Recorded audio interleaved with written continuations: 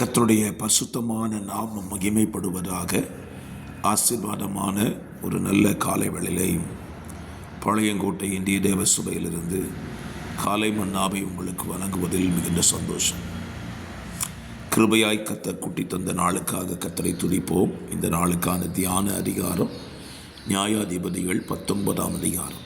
இந்த அதிகாரத்தில் 30 வசனங்கள் இருக்கிறது.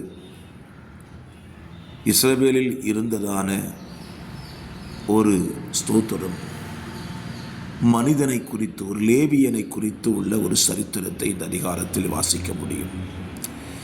இந்த லேவியன் சொன்ன ஒரு வார்த்தையை இந்த காலவெளியிலே உங்களுக்கு தியானத்துக்கு சொல்லுகிறேன். அதனுடைய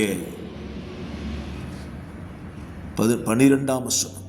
அதற்கு அவன் எஜமான், நாம் வழியை விட்டு இஸ்ரவேல் புத்திரர் அல்லாத மறுஜாதியார் இருக்கிற பட்டணத்துக்கு போகக்கூடாது. இந்த லேவியன் தன் குடும்ப சூழ்நிலையின் காரணமாக பிரயாணப்பட்டு வரும் பொழுது பொழுது சாய்கிறதா இருந்தது. சூரியன் அஸ்தமிக்க தொடங்கின பொழுது ராத்தங்கும்படி ஒரு இடத்தை தேர்வு செய்கிறான்.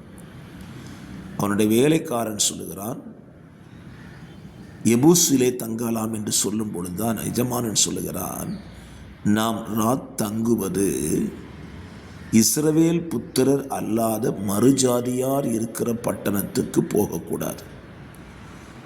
பாருங்கள், ஒரு தேவ பிள்ளையுடைய வாழ்க்கையில் இருக்க வேண்டிய மிகப்பெரிய சுவாபம், நாம் தங்குவது கூட, தங்குவது கூட யாரோடு தங்க வேண்டுமா?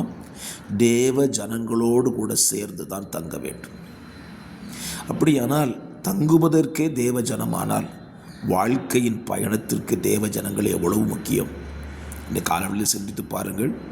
நீங்கள் யாரோடு கூட பிரயாணம் பண்ணுகிறீர்கள், யாரோடு வாழ்ந்து கொண்டிருக்கிறீர்கள், யாரோடு உங்களுடைய உலாவுதல் இருக்கிறதுன்னு யோசித்து பாருங்கள். பல நேரத்தில் நம்முடைய சஞ்சாரம் முழுவதும் தேவ ஜனங்கள் அல்லாதவர்களோடு கூட பயணிக்கிறோம், பழகுகிறோம், அவர்களோடு உறவுகளை வைத்துக் கொள்ளுகிறோம். ஆனால் இந்த லேவியன் சொல்லுகிறான், நம்முடைய வாழ்க்கை என்பது தேவ ஜனத்தோடு மாத்திரம்தான் இருக்க வேண்டும். தேவ ஜனத்தோடு ராத்தங்கும் பொழுது அவனுக்கு ஒரு பாதுகாப்பு உண்டு என்பதை அவன் உணர்கிறான். உங்கள் வாழ்க்கையில் இன்றைக்கு ஒரு தீர்மானம் எடுங்க. நீங்கள் தங்குவது தேவ ஜனத்தோடு இருக்க வேண்டும். நீங்கள் பயணிப்பது தேவ ஜனத்தோடு இருக்க வேண்டும். ஏன், உங்கள் வாழ்க்கையின் முழு பகுதியுமே தேவ ஜனத்தோடும் தேவனோடு கூட இருக்குமானால் அது எத்தனை பெரிய ஆசீர்வாதம் தெரியுமா? யோசித்து பாருங்கள், நீங்கள் யாரோடு இருக்கிறீர்கள். யோசித்து இன்றைக்கு நல்ல ஒரு முடிவை எடுங்கள். உங்கள் வாழ்க்கை தேவ ஜனங்களோடு கூட இருக்கட்டும்.